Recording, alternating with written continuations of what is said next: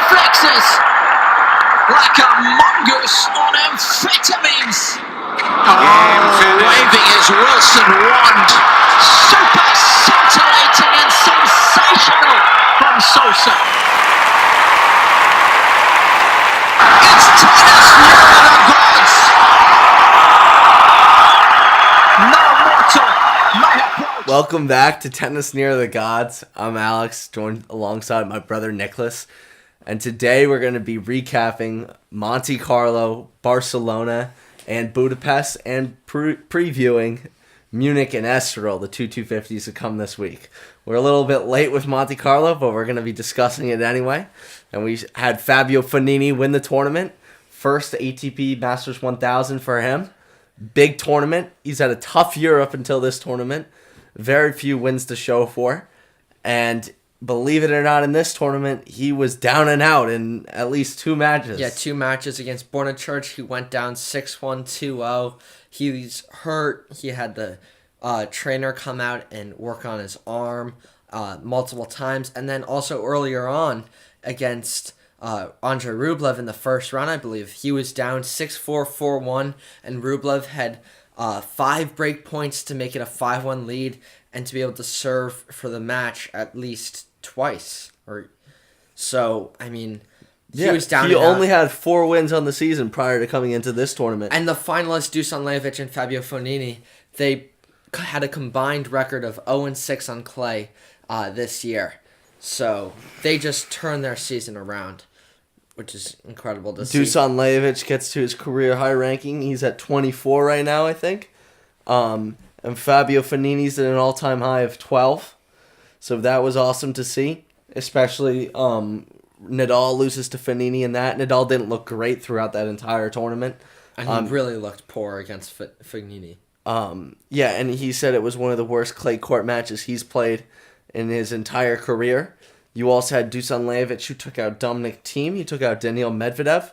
Daniil Medvedev's, again, someone he's posted 25 wins on the year. Yeah. Making the final in Barcelona this week. So that was big time tennis from him. And he beat his first number 1 overall player in Novak Djokovic. Yeah. So a huge win there. And also you look at Alexander Zverev. He continues his disappointing run. He did beat Auger Aliassime in his first round match there, but he did bow out to Fabio Fognini 6-1, and then he came back in Barcelona and lost in the first round to Nicolas Jarry. So he is struggling, partially due to his struggles, in my opinion. Again, he's drifted further back into the court. He's playing less aggressive, and he cannot buy a win basically. Whether he's just finding ways to lose, like the Nicolas Jarry match, he was up a set, and ends up losing. Match point. Yeah, exactly. And even in the Fabio Fognini match, he had set point in the first set, and then once he lost that set, it was all downhill from there. So he is in some trouble this year, and he's got major points to defend coming up. Right now, he won Munich last year, so that's 250. He won Madrid, and he final Monte Carlo. And then quartered, he did his best in a Grand Slam. He quartered Roland Garros. So he's got some major points to defend, and he is coming in poor form. Also, I mean, moving into Barcelona, so the more clay court tennis that is underway, the better read we get on players. Nadal loses to Thiem in the semis. Thiem played an absolute phenomenal match. Nadal did look better, so that is good news for Nadal. That should give him some confidence. Thiem just played better, and I don't see Thiem beating him in a best of 5 set match. So that's all that really matters for Nadal. He's just going for that Grand Slam, I'm sure. But that was good to see. Daniil Medvedev, as I said earlier, 25 wins on the season. He beat Nishikori in a lung buster, 7-5 in the third. Absolute war, which it killed him for the final against Thiem. Thiem rattled off 12 of 13 of the last games, and Medvedev only won 5 points in the final set. And Thiem looked phenomenal. And I really like Jaime Munar. He's a clay court player. He doesn't play aggressive enough. In big moments, he stays back, tries not to miss. It cost him some matches earlier this year. And but- Jan-Lennard Struff, what a tournament he had. He beat Goffin and Tsitsipas, and then he went 5-5 with Nadal. Yeah, so that's another He's playing person. really big tennis. Struff playing huge from behind the baseline. He played a very tight match against Nadal. And he is someone Nicholas actually liked a lot at the beginning of this year. I give him credit for that because he's definitely improved. And I'm looking forward to seeing how he does continuing this year. And so we'll go into Budapest now, the 250 that completed. Matteo Berrettini won, who jumps up to 55, I think, this week in the rankings or something like that. He's 55 now. He beat, who did he beat in the final? Filip Krajinovic. Krajinovic coming back for an injury. He's top 20 material, Krajinovic. Oh, no, I love him. Great, phenomenal backhand, solid off of both sides. Backhand has a lot of versatility. Good mover. And so that was disappointing that he did not get the win in this tournament, but he's 15-16 on the year. Yeah, so he finaled the Challenger, so he's going to like be him a lot. He's going to at the end of the year I could see top 20 from him for sure. Cuz he is a legit player. You also had Pablo Cuevas took up Marin Cilic, so Marin Cilic is really struggling this year, so this may be the drop off from him. And then who else? Basilashvili lost to Laszlo Djere, to my disappointment in this tournament. That's about it. So we take all that into account moving forward. Let's go talk about Estoril, where you have Tsitsipas as the number 1 overall seed. Then you've got Fognini coming back from Monte Carlo victory. He pulled out of Barcelona. Smart decision. Of course. Get some rest. And then you've got Monfils and Goffin as the 3 and 4 seeds. So you see down at the bottom of the draw, Filip Krajinovic getting a special exemption. And I could see Krajinovic taking out Fognini. This tournament is the weaker of the two. Monfils hasn't played in a while. Hasn't played a clay court match, so that'll be interesting to see. I'm sure. I mean, we all hope he's healthy for Roland Garros. That's the one that truly matters. Krajinovic against Fognini for a second round possible matchup would be awesome. Dutzy is in this tournament. Dusan Lajovic.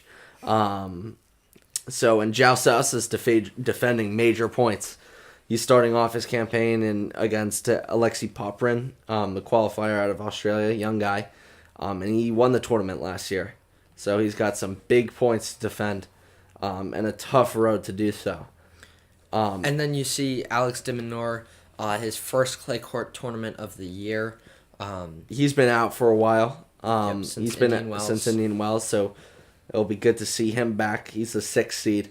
Again, I take Tsitsipas. He's just the best player in this draw.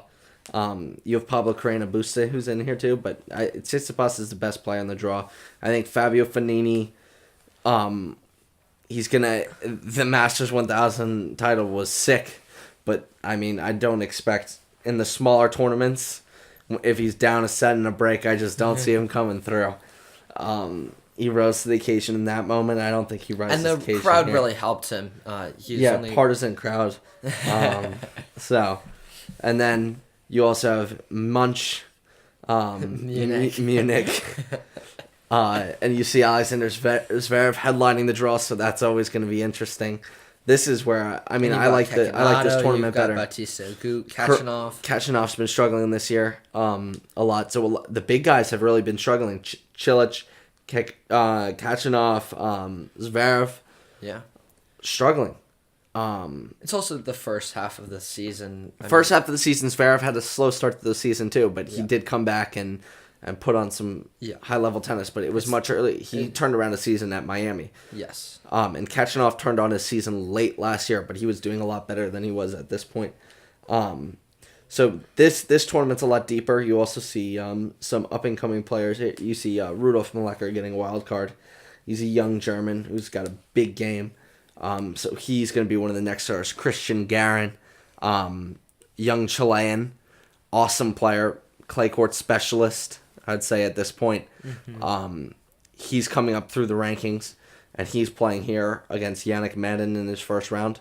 But The real question is, coming out of this tournament, is Zverev's slunt legit? Because this tournament, you'd think he'd put extra emphasis on just to get ready for it. It's in Germany.